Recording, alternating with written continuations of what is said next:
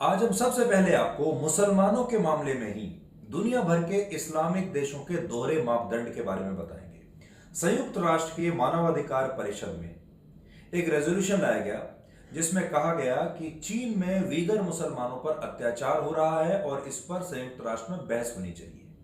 इसे लेकर वहां पर वोटिंग हुई और आप ये जानकर आज हैरान रह जाएंगे कि इस परिषद में 17 में से 12 इस्लामिक देशों ने इस रेजोल्यूशन के खिलाफ वोट दिया। यानी वो चीन में रहने वाले वीगर मुसलमानों को मुसलमान नहीं मानते, उन मुसलमानों पर हो रहे अत्याचार को अत्याचार नहीं मानते।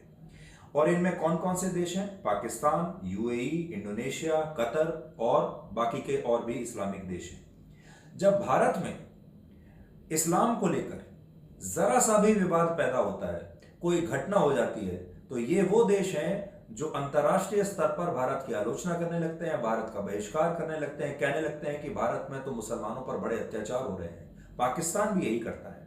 अब आप देखिए, जब संयुक्त राष्ट्र में चीन के मुसलमानों पर अत्याचार की बात आई तो ये सारे के सारे लोग मैदान छोड़कर भाग गए। इससे आज आपको ये पता चलेगा कि जो इस्लामिक देश हैं ये वैसे तो इस्लाम के ठेकेदार बनते हैं, लेकिन इनकी भी अपनी एक राजनीति है। इसलिए आज हम इन्हें एक्सपोज करेंगे सबसे पहले। इसके बाद आपको आपके बच्चों के बारे में एक बहुत चिंताजनक खबर बताएंगे। आप में से बहुत सारे परिवार ऐसे होंगे जहां छोटे बच्चे हैं, उन्हें खांसी होती होगी और आप बात बात पर खांसी के लिए उन्हें एक कफ सिरप देते होंगे कि ये खांसी की दवाई है और इसे पानी की तरह गटागट पी जाइए। एक देश है जिसका नाम है गाम्बिया। वहां पर 66 बच्चे अभी हाल ही में एक भारतीय कंपनी की कफ सिरप पीकर मर गए। अब उस कंपनी की जांच हो रही है और बात ये समझ में आई यहां पर कि जो कफ सिरप आप बात बात पर देते हैं अपने बच्चों की खांसी रोकने के लिए, असल में इसके बहुत सारे साइड इफेक्ट्स होते हैं और 2 साल से कम उम्र के बच्चों को तो कफ सिरप बिल्कुल नहीं देना चाहिए।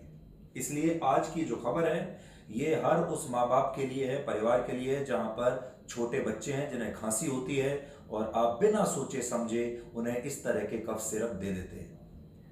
दूसरी बड़ी बात यह है, क्योंकि एक भारतीय कंपनी है, भारत दुनिया भर की जो फार्मास्यूटिकल मार्केट है उसका एक बहुत बड़ा हब है। लेकिन जब एक भारतीय कंपनी की बाहर किसी अफ्रीकी देश में इस तरह की दुर्घटना के मामले में बदनामी होती है तो इससे पूरे देश की भी बदनामी होती है। और आखिर में हम आपको राहुल गांधी की एक ऐसी तस्वीर दिखाएंगे जो वैसे तो आपने अब तक देख ही ली होगी, क्योंकि वो हर अखबार के फ्रंट पेज पर छपी है, सोशल मीडिया पर वायरल हो रही है। वो तस्वीर है जिसमें भारत जोड़ो आंदोलन के दौरान, भारत जोड़ो यात्रा के दौरान राहुल गांधी अपनी मां सोनिया गांधी के जूते का फीता बांध रहे हैं झुककर, और वो तस्वीर सब जगह है। और उनके जो प्रशंसक हैं वो तालियां बजा रहे हैं, कह रहे हैं कि कितना संस्कारी पुत्र है, सोनिया गांधी ने कितने अच्छी तरीके से, कितने संस्कारों के साथ उन्हें पाला है। बेटे का प्यार, पुत्र का अपनी मां के प्रति जो जो जो प्यार है वो इस तस्वीर में झलक रहा है। और लोगों का ऐसा कहना है कि देश के जो लोग हैं जो इस तस्वीर को देखेंगे तो उनका दिल पसीज जाएगा। अब दूसरी तस्वीर देखिए, आपने प्रधानमंत्री नरेंद्र मोदी की भी ऐसी तस्वीर देखी होंगी अपनी मां के साथ, जिसमें वो उनके चरण धो रहे हैं या उनके चरण छू रहे हैं या उनके साथ खाना खा रहे हैं। यही लोग जो आज राहुल गांधी की तारीफ कर रहे हैं, संस्कारी पुत्र बता रहे हैं, वही जब नरेंद्र मोदी अपनी मां से मिलने जाते हैं तो कहते हैं ये तो इवेंट मैनेजमेंट है। कहते हैं कि मां बेटे के इस मिलन के दौरान कैमरे कहां से आ गए। आज वही सारे लोग जो मोदी का मजाक उड़ाते थे, इवेंट मैनेजमेंट कहते थे, आज राहुल गांधी को संस्कारी पुत्र कह रहे हैं।